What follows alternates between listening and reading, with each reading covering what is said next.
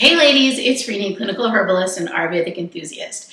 In today's video, I'm going to answer a question that I get asked most often. This is the most common question I get asked, and that is, if you could leave women with one tip about connecting with their menstrual cycle, what would it be? So I'm going to share that tip with you in today's video. For more videos on how to stop painful periods and PMS, do subscribe to the YouTube channel and hit the bell to be notified every time I post a video. So ladies, what is your number one question? Leave it in the comments below so that way I can answer it in future videos. Let me know what it is you want to know, one tip that you want to know about connecting with your menstrual cycle. The tip I'm going to talk about today is embracing your cycle, because the number one thing that I saw with my clients was that women were trying to disconnect. They were trying to distance themselves from their cycle. They were trying to medicate it away. They saw it as something that was wrong with them, as though it was getting in the way of their life.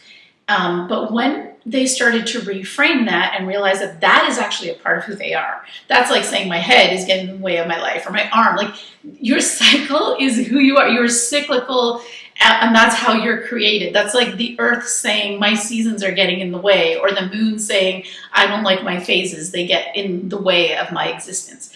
Your cycle is not in the way of anything. It is a thing, and the other misconception is it just happens to me, it's just my period. No, it's an entire cycle that's going on. Your period is part of a much larger cycle that's happening to you all the time.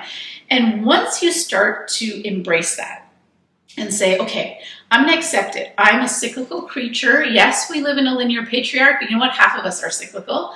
And so if I were to embrace this about me, how would I live my life differently? Just ask yourself that question.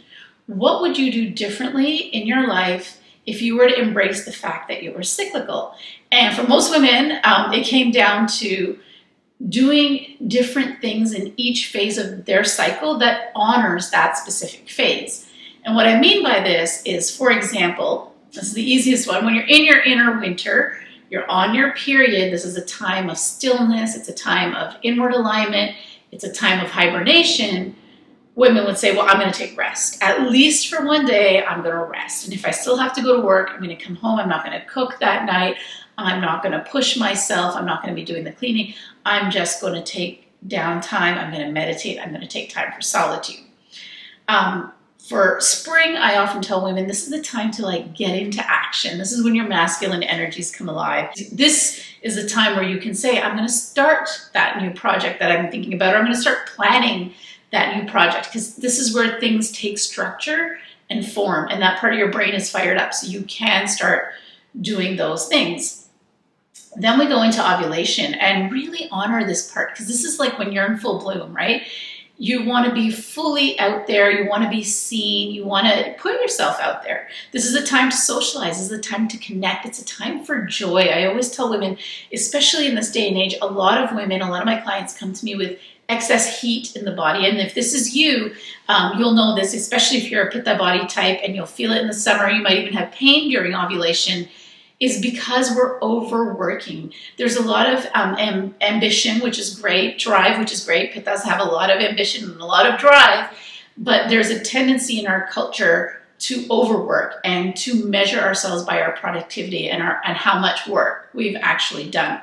So I always say during this phase of your cycle, pull back, because you're going to risk burnout. And like I say, cyclical burnout, where you kind of get off ovulation and you just feel drained and exhausted.